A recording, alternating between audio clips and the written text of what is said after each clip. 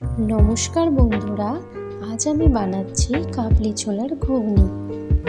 প্রথমে আমি 300 গ্রাম কাবলি ছোলা, যেটা আমি 5 থেকে 7 ঘন্টা ভিজিয়ে রেখেছিলাম, সেই কাবলি ছোলাটা আর মিডিয়াম সাইজের একটা কুচনো আলু প্রেসার কুকারে আমি সেদ্ধ হতে দেব। তারপর আমি কড়াইতে সাদা তেল দিয়ে 5 ফোড়ন তেজপাতা দিয়ে তাতে আমি পেঁয়াজ, টমেটো আর ধনেপাতা দিয়ে ভালোভাবে ভেজে নেব। তারপর ভাজা ভাজা হয়ে গেলে পেঁয়াজটা আদা রসুন দিয়ে তাতে আমি হলুদ গুঁড়ো, লঙ্কা গুঁড়ো, ধনে গুঁড়ো আর জিরে গুঁড়ো দিয়ে ভালোভাবে মশলাটা কষিয়ে নেব।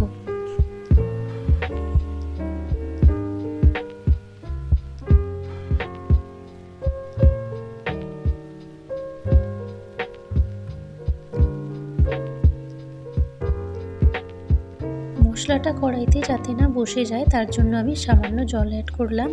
এবার আমি প্রেসার কুকার থেকে কাবলি ছোলাটা দিয়ে দেব।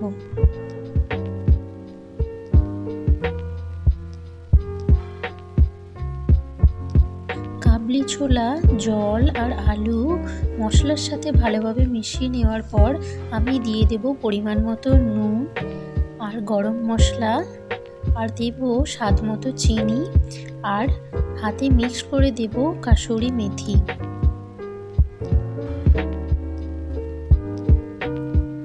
রেডি আমাদের কাবলি ছোলার ঘুগনি। ভালো লাগলে সাবস্ক্রাইব করে দেবেন।